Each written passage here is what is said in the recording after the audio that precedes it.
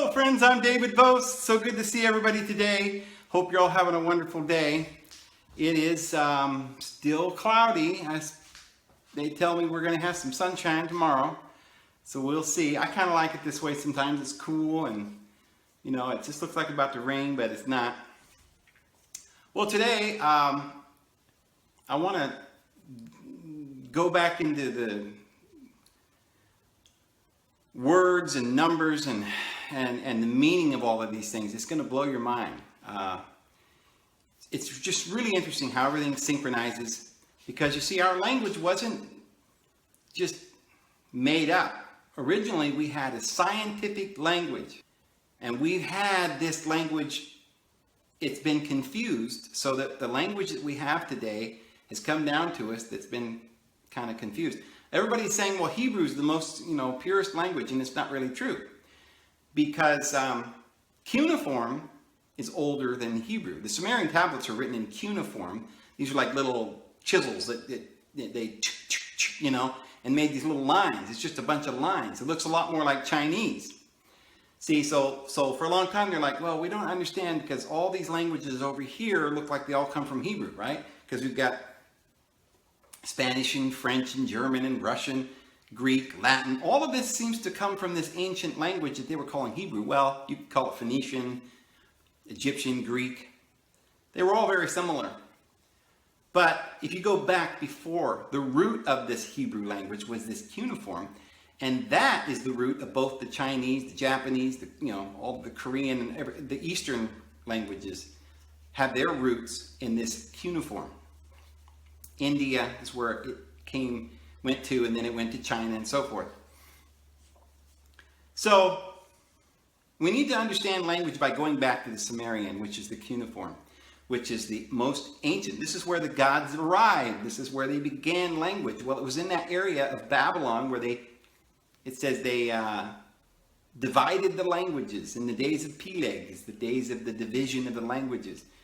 And they confused it, and they called it Babel, or confusion. And today we live in a system of confusion. And so it's kind of interesting, but the English language is actually closer to the original than the Hebrew. If you write down the English letters and so forth and listen to the sounds and all of that, it's actually sometimes closer than any of these other languages, because it's come down to us through the Greek and the Latin, whereas the Hebrew has actually gone through Babylon, come out through the Aramaic, which is the block letters, and that got it all screwed up. So I do want to go back, though. We're not finished with these other videos. We're going to talk more about the serpent. We're going to talk a little bit about the serpent in this video. But all of this information, I know a lot of you are thinking, well, this doesn't make sense, Dave. You're just, give us more. You stopped and you didn't explain the whole thing, and it's kind of confusing, and I don't know if I can agree with you. Well, there's a lot to explain, friends. We were talking about the serpent in the last video. And so a lot of you are saying, well, this doesn't make sense because Revelation chapter 12 talks about this dragon, the original serpent. He's the deceiver. Well, if you'll notice, he has 7 heads, and I'm going to show you exactly. There's no dispute. If you know anything about ancient language, the ancient mythologies, the histories of the Babylonian tablets, the Enuma Elish, and Sumerian tablets, and the Egyptian tablets, the writings that are on the pyramids and the walls, and the Book of the Dead, and so forth, you understand, and they've got a whole dictionary, right, from Babylon, and the Akkadian got a dictionary that tells you what all these words mean. And they're telling us, oh, well, we just don't understand what it means. Well, that Stitchin, he's just a liar, because he says it means a rocket ship, and it don't mean that. It means a flying serpent. Well, what kind of a flying serpent got light shooting out the back and smoke out of his nostrils and flies from one planet to another? I don't know, but let's not write Stitchin off right off the bat just like that without understanding, because you see, a lot of these scholars are trying to discredit Stitchin because they don't want you to understand any of this stuff. Now, I'm not saying I agree with Stitchin. I don't agree. I don't disagree or agree. Nobody's translated completely correct. We've got to go back to the original languages. And so this is where we've got to understand what all these words and letters mean. But let's get into this a little bit. I want to show you something. Because see, everything starts in every language with the A. Isn't that interesting? Aleph, Bet. Aleph, Bet. A, B. Alpha, Beta, Gamma, Delta. A, B, C, D. All the languages are pretty much the same. So, therefore, we know that there's something to all of this. Now, we need to know what all of this is, the meanings of all of these words. Is there really any kind of uniformity? Is there any kind of understanding that we could get from the letters? Because there's nobody on this earth today. All of these translators are running around. They don't even know how to translate it. They're like, well, no, Joseph Smith translated these Egyptian plates. No, he didn't know what he was talking about, and it's just wrong. Okay, you translate it. Oh, well, all we know is he didn't do it right. Okay. Well, he did it in what, 1830? Before you guys even had your diapers off yet, right? Let's just find out, the truth before we go around slinging stuff like, well, these people don't know what they're talking about, Nobody can say anything until they really know. And so the only way we can really know is do some research and stop calling people names, and let's just find out. All right? So the first letter is A in every alphabet. Can you see that? Right here. Now, A is just a single, can't see me, can you? Ah. So it's a sound, ah, and keep your mouth open, ah, just goes off into infinity, right? That's the beginning of it all. Okay, you can add an L to that and you've got all. You can add an R to that and you've got or, light, and you turn that around, it's raw, which is ray, which is radiation, and it's radiant, and it just goes on and on and on. We're going to get into all that and what all these sounds and everything, and all these sounds and how you put letters together. And because the Bible says that everything in the universe is created from the Word. The Hebrew has 22 letters. And you say, well, what is, there's the 22 ways of wisdom in the tree of life. Sefer Yetzirah talks about the 22 ways of wisdom, and then the 10 Sephiroth, which are numbers. We know there's 10 numbers. So we understand what that is. 22 letters, we understand what that is, but it's the only problem is that why would there be 22? We discussed in one of the videos that I've done, some months back about the 22 amino acids that's the building blocks of life. And this is all very, very, very scientific. We've lost most of the information, but we're going to try and figure it out. We're going to try and go back a little bit and find out some things. So one of the problems is when you look at astrology, there's 12 houses, and today we only have 12, but they're called double houses. So in reality, there's 24. That's why there's 24 elders around his throne. So the problem is that the first of the gods is not a male and a female. The reason they're double houses is because they were ruled over by a male and a female principle. So there's really only 12 gods. It's just they've got 12 consorts. They've got 12 wives. So, everything is ruled over by male and female. And so the male and the female is really just one. So there really is just one. The night and the day is just one. And this is what everything's all about. This is what the esoteric wisdom is trying to tell us. That the man and the woman were separated, but we need to become one again. In the Nag Hammadi library, one of the books of the Nag Hammadi library, says that this is the whole principle, the male and the female. When the two become one, you've got to make the male as the female and the female as the male. Now, a lot of Christians look at that and say, that sounds a little bit, sexual or something, and I don't want any of that, right? Well, you see, you're cheating yourself if you don't look in to these ancient principles, because you see, we're talking about positive and negative. We're talking about the powers and the forces of the universe. If you don't want to know about that, or if you just assume that the ancients didn't know anything about that, then you can go listen to your modern scientists, but you don't like them either because you think they're immoral and atheistic and so forth. It just seems like Christians don't want to hear anything from anybody. But it would behoove us to start looking into this, because the key to everything is in the numbers. If you're going to speak English or any language, write numbers, use math, then you're using science. You better figure out what it means. Pythagoras was a very, very smart man. He invented geometry. He didn't really invent it. He just revealed it, because you see, he learned it from the mystery schools, from Solon and from the Egyptian mystery schools. And the physics that we got from Newton and the calculus, he didn't really invent it. He just revealed it.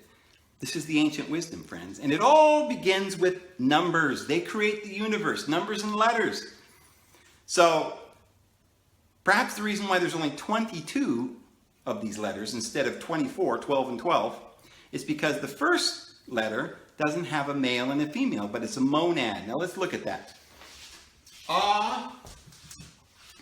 Is the first letter, and in every language it equals 1.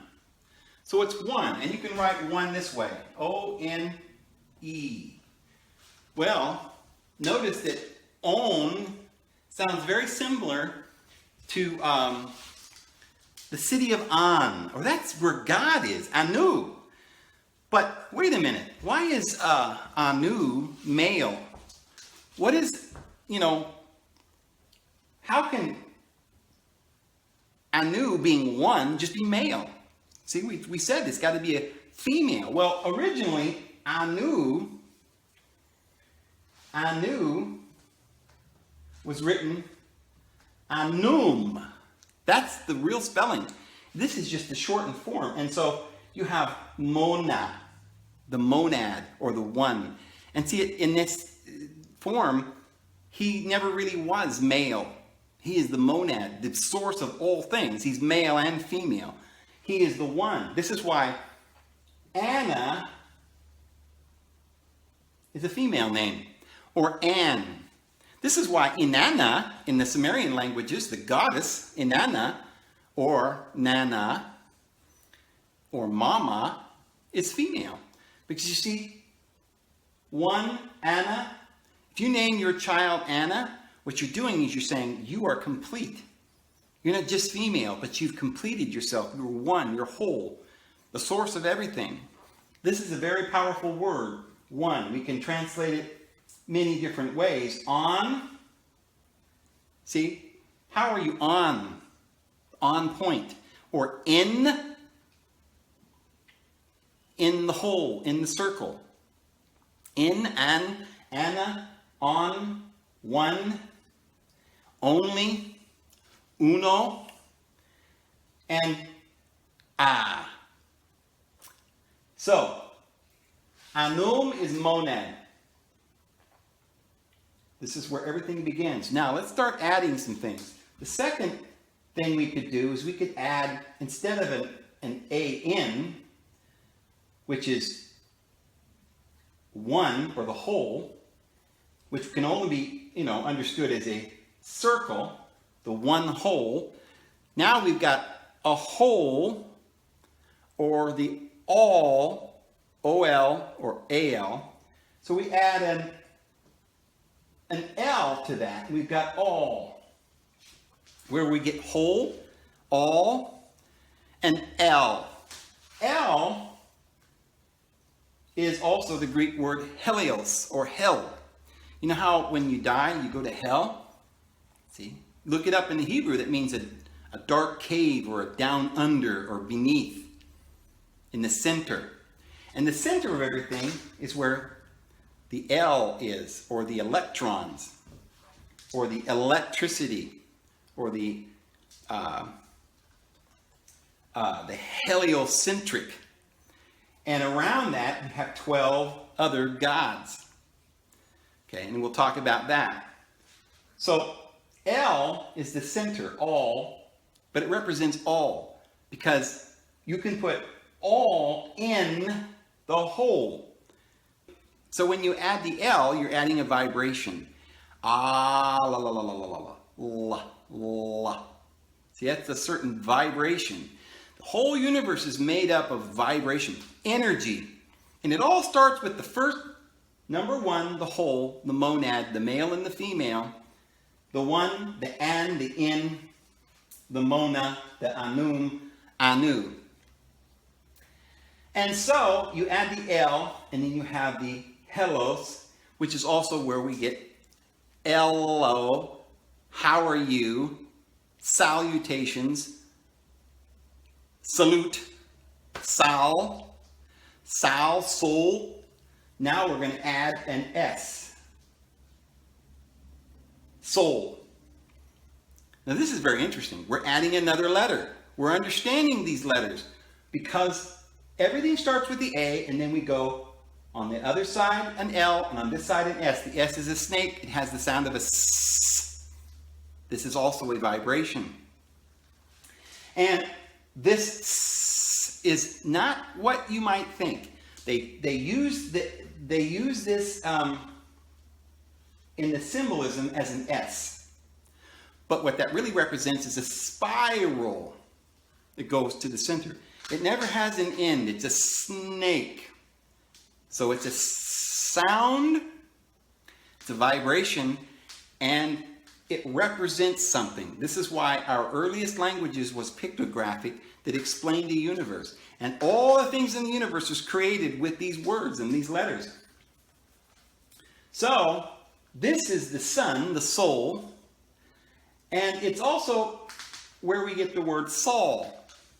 Remember how the Apostle Paul, his name was Saul, and then they changed it to Paul? Well, Saul is sun or light or truth. See, Paul was trained in the mystery schools, and he learned the great truths and the light. But remember what he said? He says, I can't tell you all these things. I have to give you the milk because you're not ready for it. See, I'm not able to give you the mysteries. I can't give it all to you. Only a little bit. I'm going to veil it just a little bit. And he had to change his name to Paul. Paul, or Apollos, means destruction or darkness. So he was the sun, but he changed it because the reason they changed his name is not because Paul was a bad person. So we're going to find that everything's dual. Everything's male and female. Everything's up and down. Everything's left and right. When the two become one, then you shall be whole. We've got to understand that there's a duality going on. Paul knew the light because that was his name, Saul. But he's come down to us as a Paul because what he's given us is just a very shadow. Because you see, here's how vibrations work. Vibrations, even today when you have electricity, you have electricity and magnetism. One is going out and one is coming in. So when light goes out, raw, radiation, it's going forward and it's creating. When it bounces off something and comes back, that light that comes back is reflected. And see, and that's magnetism. And that's something completely different. But it's also the same thing. See, it's the same thing in a different direction. The male and the female, the negative and the positive. Two frequencies that are both equal and are both necessary. And this is why when you go to A, B, A is 1, and then you get down to the place where there's this duality. And so in the months of the year, it starts off in Aries and it goes down to the twins. And we'll talk about that. It's Gimel. And that is our, letter G or even C, because see, each of the letters were dual. So they may have had a slightly different sound, but they were the same house. They ruled over the same house, but it was the male and the female. So there's really only 12 letters, but there's male and female letters. And if you look into the Hebrew Kabbalah, it talks about this, the male and the female letters. So,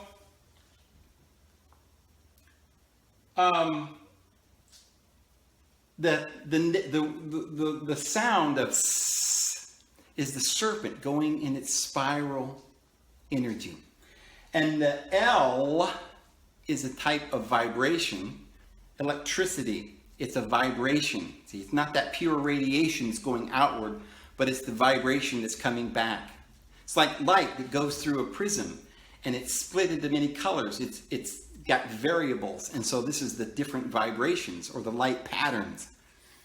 And so the S makes a pattern, and this is what we call the DNA or the Nun. And the Nun is also in the 1. So then you have Paul.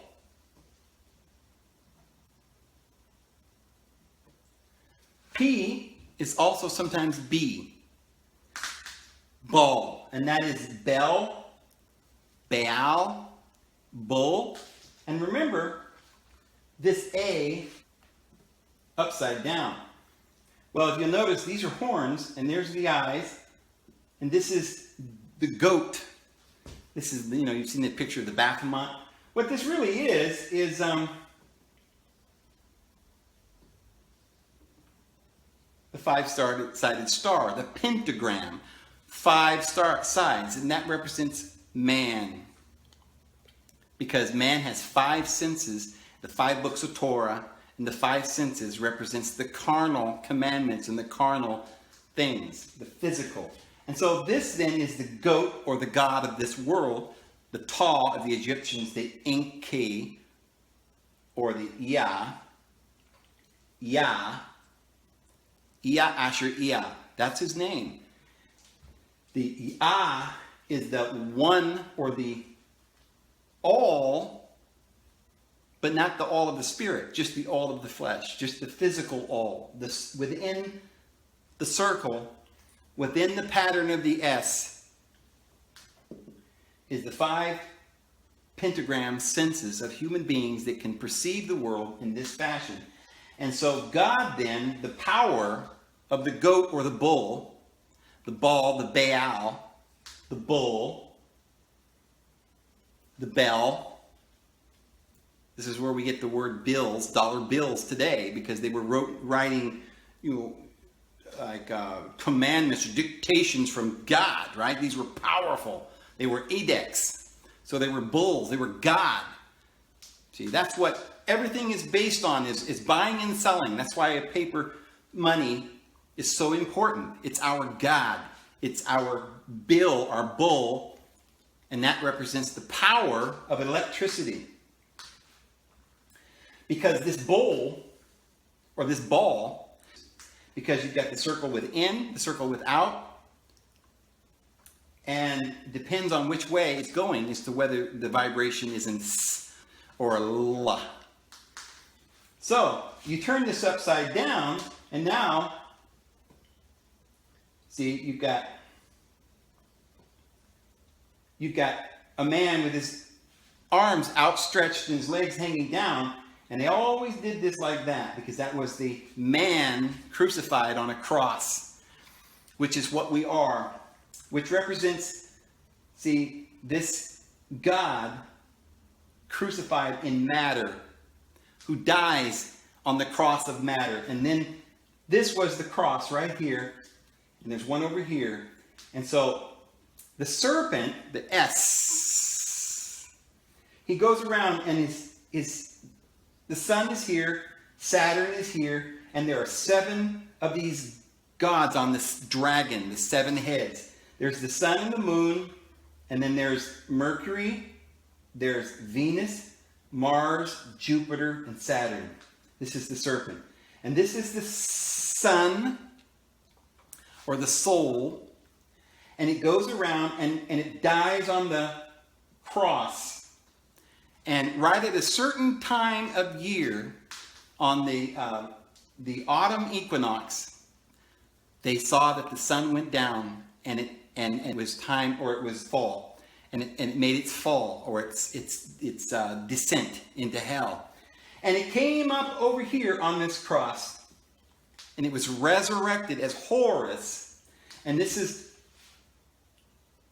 Aries. This is where your A starts, and then you got your B, the Taurus, the bull, and it goes all the way around. And like I said, there's only 12 signs, but they're all double signs, so they're male and female. And you can go through each and every one of these, and you can understand how all these forces are all just one.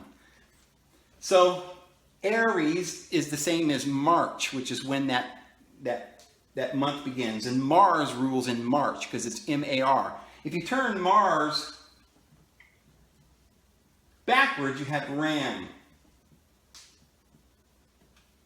See, because this is the goat or the ram, or the A, the Ah, with the R, going forward. And so then you also have the M, which is the mother, and in Hebrew, water is spelled mam. And so you can turn the M upside down, and you can get water, or you can get mother, the womb. So mama is female, but Paul or Baal is male. And this is why we say AB means father. You see? But AV is Eve, and a V and a B is interchangeable. So Eva is the same as Abba. And so really there's the duality right there. Right in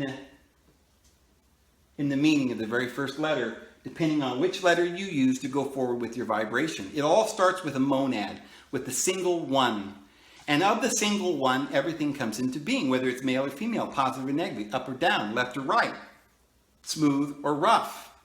Whatever color, whatever variable you choose, it's all within the whole, or the monad, or the chief of the gods, who is El, Sol, An, Anna.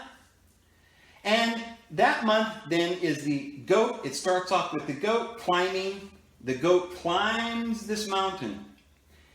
And this is the month of March, or Aries, A-R, which is Ra, which is Horus, which is where we get the patriarchal system, or the hours, or the horoscope, which is the Ur, or the Jerusalem, or the city of Ur.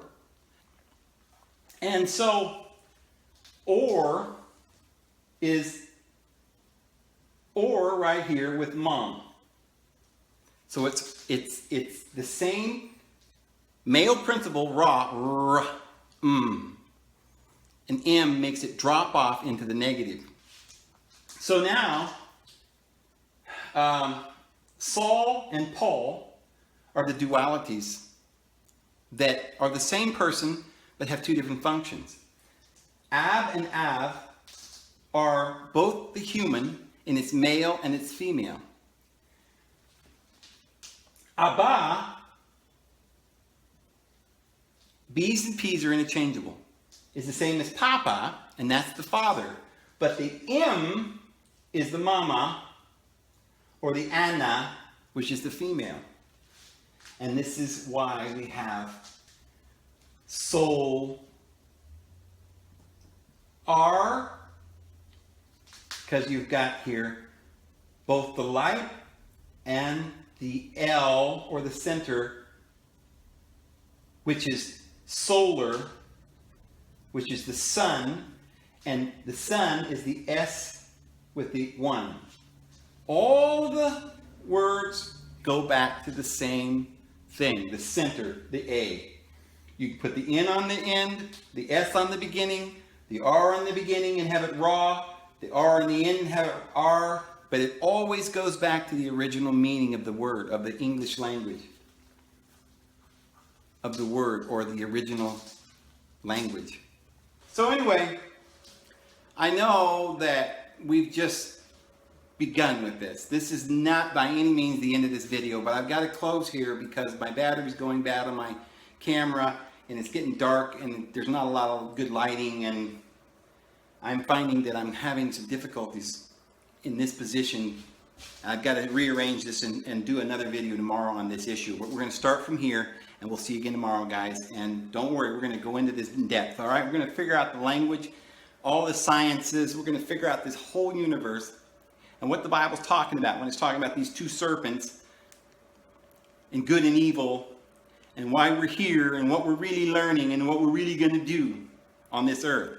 Because I know a lot of you are saying, oh, this isn't what, you're just going off your rocker now, Dave, saying Jesus is the serpent. And, well, we can prove this. The seven-headed dragon, there isn't any issue anywhere. If you know mythology, you know what that is. You can name the seven gods that the Babylonians used to, they were called Ushamgal. And that translated mean fiery flying serpents. The Bible uses that word too, but it's in Hebrew. It's a slightly different word. And sometimes it translated as a seraphis, or the seraphim, and it describes these fiery flying serpents. And so these, we've got to understand what they are, okay?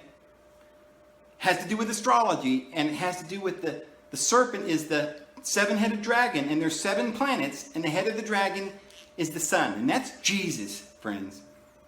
He is the head of the serpent because he rises as Horus on the horizon. He's the one that dies on the cross. And then that other serpent, dropped my pen, that other serpent takes over because there's 2 serpents and there's 2 trees in the garden. And I know it's not very clear sometimes when we're reading the Bible, but this mythology is very clear if you read the Sumerian tablets. But we're going to explain how the Bible is really talking about the same thing, and it's very clear in the Bible as well. There's something you probably don't know about 2 Corinthians. It talks about, that serpent there. Because if you really read that, it's saying, I have promised you as chaste virgins to Christ. Just as the serpent seduced Eve. Okay, gotta translate that correctly. And the seduction is the same word that's in the Genesis account, where the serpent seduced Eve, because you can seduce someone with knowledge. This isn't a literal story. We're being seduced with knowledge and enlightenment so that we can grow and become more than what we are. So we've got to learn the symbolisms, friends. We've got to be awake and realize that we can't just hide in this little, under this little sheet and just pretend that the Bible is just in a vacuum. The Bible is talking about the same mythologies, dragons and monsters and astrological signs as all of the mythology in all the nations. So we've got to determine, with the help of other books, because all scripture, all writings, that's what the word graphe means. All the writings are inspired and beneficial for teaching and reproving and setting matters straight. So we better read them and try to learn what they're talking about. So I'm going to go ahead and go. We'll see you again tomorrow. We'll pick up where we left off. It's going to get really interesting, folks. We'll see you tomorrow.